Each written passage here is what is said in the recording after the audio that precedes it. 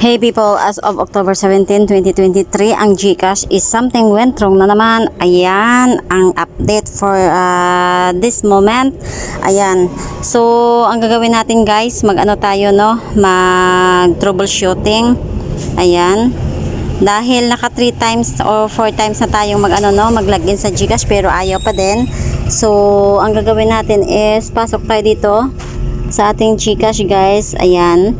Nakikita nyo yan yung ating GCash. Ayan, tap GCash. So, pagkapasok natin dito guys, is enter your authentication, finger, authentication or PIN, no? And pagkatapos ay processing siya. So, sobrang madali ang ano to guys, tutorial. So nakikita nyo something went wrong. So ang gagawin natin ngayon is mag troubleshooting po tayo.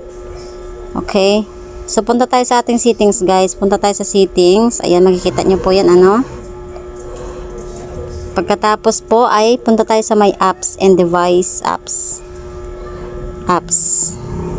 Sundan nyo na lang po yung ating ano tutorial and then tap mo yung GCash. Okay.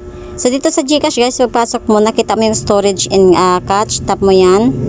And may nakita kang clear cache and clear storage. So, clear natin lahat yan guys. Make it sure na kabisado nyo yung inyong PIN. Okay.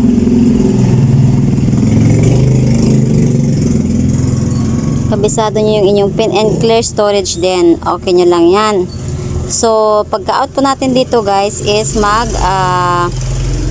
clear cache and clear data naman tayo ng ating settings. So, ito ay troubleshooting guys, no? Ayan. Kita niyo yung storage space. Okay. Manage. Okay. So, mag-clean tayo guys. Clean natin yan. Clean, clear. Ayan. So, pag natapos na natin to gagawin guys, no? Ayan, mag-restart tayo ng ating cellphone. Ayan. So, okay, it's on the process. Ayan. So, tapos na siya. Labas tayo dito. Mag-restart tayo ng cellphone, guys.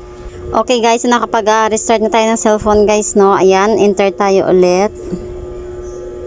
Open natin. And then, so, hindi ko alam kung pare-parehong GCash sa ngayon na nangyayari to dahil merong mga nag-transaction dito sa atin guys. It's the same problem. Something went wrong din no?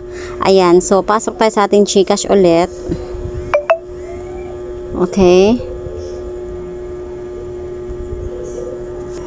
So, yung internet natin guys, stable naman.